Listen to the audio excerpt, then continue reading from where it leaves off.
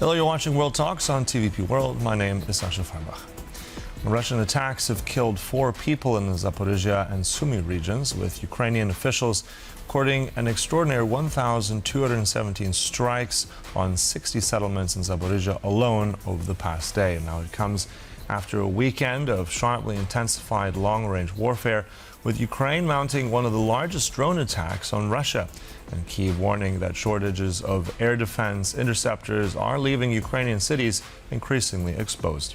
Joining us now in the studio is Iryna Krasnosthan, Program Director at the International Center for Ukrainian Victory.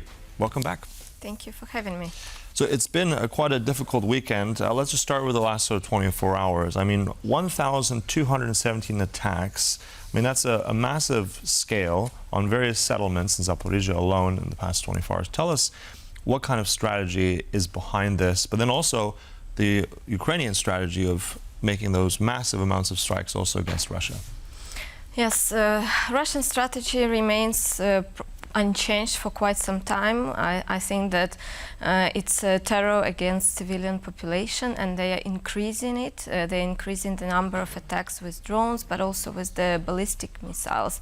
And we can see that they're using more and more of those. This time the more eastern regions were under the attack, but of course also Kyiv is very often under the attack, as well as Odessa region and various other Sumy as well. So unfortunately, because Russia understands also our vulnerability to the ballistic attack and lack of interceptors in the quantities that would be needed, we can unfortunately expect that they will continue to rise the frequency and also intensity of these attacks on the civilian population. Mm-hmm. But at the same time, if we're looking also what Ukraine has done recently, I mean, it looks like the largest drone attack launched against Russia, I think 800 in the direction of the Russian Federation, I think around 600 apparently to around the Moscow region alone. So what does that say about the kind of scale? I mean, there's also a message behind that, right?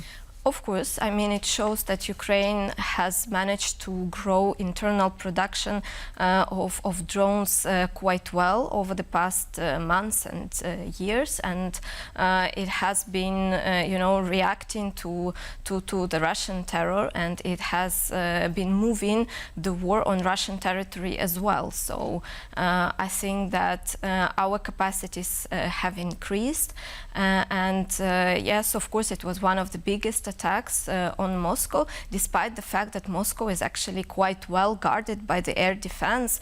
I think out of all the places in Russia, it's best protected. It shows that Ukraine has managed to also find the tactics necessary to overcome the air defense and to have these strikes happen. And of course, the strikes continue also on oil refineries, on the logistical hubs, on these Wildberries logistical hubs.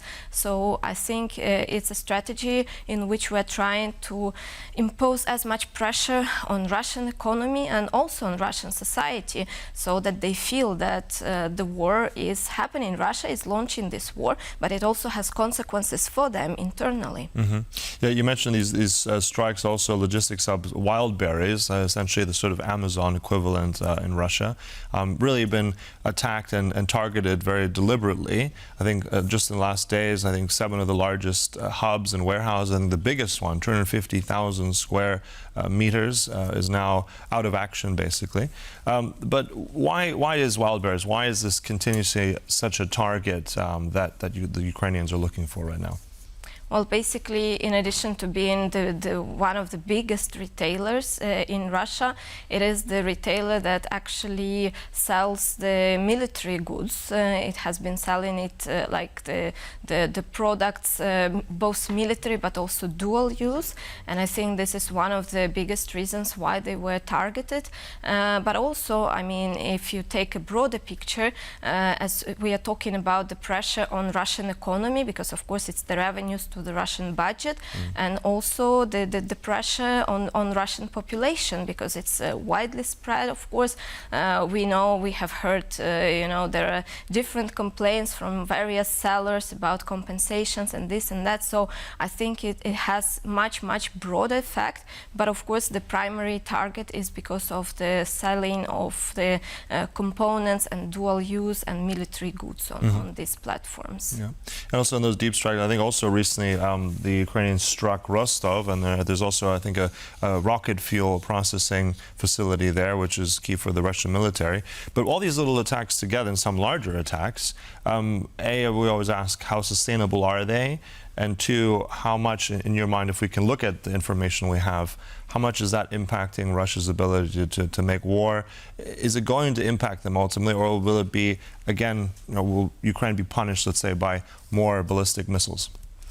Well, on one hand, I think we are looking quite carefully at how this Russian war machine works. What are the sources, where the costs are coming from? Of course, the oil refineries and logistical routes. So I think the attacks are very carefully thought of, how to kind of cut the supply chains, how to cut the revenues, but also these targeted attacks that were on some of the facilities that are also working, for example, on this Russian version of Starlink program, which is also very important. So even if they look like maybe smaller or more targeted, I think they're part of this bigger picture where we try to maximize the impact that Ukraine is able to do now on the Russian ability to conduct this war.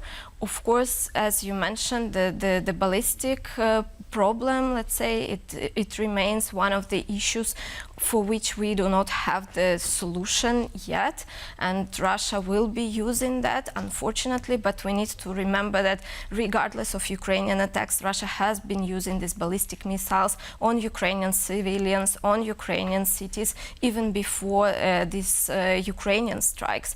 But I think that, again, Russian economy needs to have these losses, and Russian populations need to see that the war is also on their territory. And for the ballistic missiles protection, of course, we are trying now to ask for support from the partners to have some of the interceptors provided, but they're not at the quantities to which, unfortunately, Russia has the capacities at this point of time. So we are also working on our own ballistic missile, and on the possible production in the future, on the possible joint program with the European partners, the so-called Freya project. So, of course, this is not long-term solution, so nothing will give us, protection for tomorrow in 100%, even if partners do provide, and we hope that they will provide some of these interceptors to at least prevent some of these deadly strikes.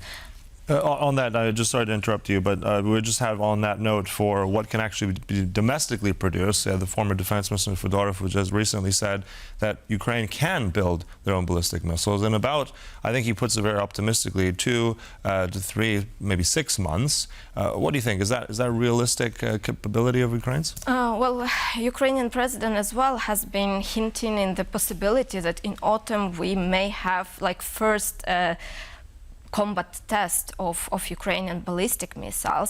But I think that this timeline is slightly optimistic, even though I do not exclude the possibility that the test can happen. But we need to understand that between the combat tests, I mean, I understand there are already ongoing testing, and of course the attempts to develop it has been happening for quite some time. I mean, it's been people have been working on this for months and months. But I think that the combat test, maybe it is possible to have in this timeline. But then the question is how fast the production can develop. And I think that for it to have the long-term consequences, I mean, it will require a little bit more of time. So I don't think that we will have dozens or hundreds of these missiles yet in this timeline, but I'm sure that it is possible, that we're doing everything in our powers to make it happen, that at least we have a successful first strike, first combat use of this missile in upcoming several months. Yeah, and that's going to be critical. As we know, like, we have seen and observed that Ukraine lacks the capabilities to shoot down the ballistic missiles, so that's one of those areas where they're working on. Look, thanks for all of this. Iryna Krasnosthan, thank you so much for coming in. Thank you. And thank you for watching World Talks, but do stay right here on TVP World for more. Goodbye.